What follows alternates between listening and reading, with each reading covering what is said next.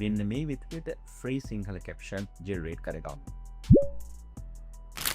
මුලින්ම ඔයාලා App Store එකෙන් හරි Play Store එකෙන් හරි Edits Video Editor එක install කරලා open කරගන්න. ඒකට ඔයාලගේ Instagram account එකකින් log වෙලා ඊට පස්සේ මෙතන තියෙන plus icon එක click කරලා ඔයාගේ වීඩියෝ එක open කරගන්න. දැන් මෙතන පහළ bar එකේ තියෙන caption icon එක click කළාම මේ විදිහට panel එකක් එයි. ඊට පස්සේ මෙතන spoken language වලට ගිහින් auto detect හරි නැත්නම් පහළටම scroll කරලා ටිකක් උඩට එනකොට ඔයාට සිංහල language එක හම්බ වෙනවා. ඒක click කරලා ආයෙ back button එක දෙන්න. ඊළඟට මෙතන styles වලින් ඔයාට කැමති style එකක් select කරගන්න. සමහර style වලට හරියට caption එක එන්නේ නැහැ. එහෙම එකක් set වුණොත් ආයෙ style එකක් change කරලා බලන්න. transcription control එකේ තියෙන ඒවා ඒ විදිහටම තියලා පහළ තියෙන generate captions button එක දෙන්න.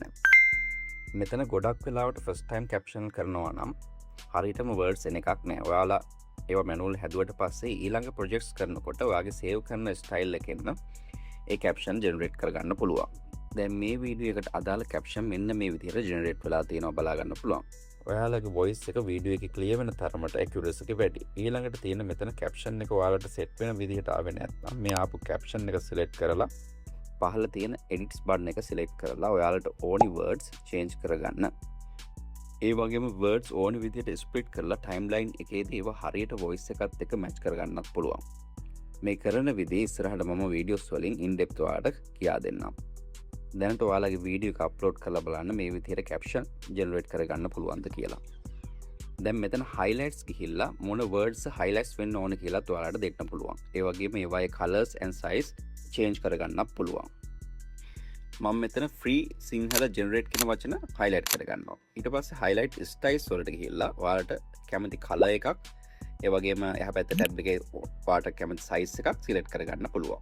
ඔයාලට පේනවා දැන් ඒ select කරගත්ත වචන ඒ color එකෙන් ඒ size එකෙන් highlight වෙලා පෙන්නනවා.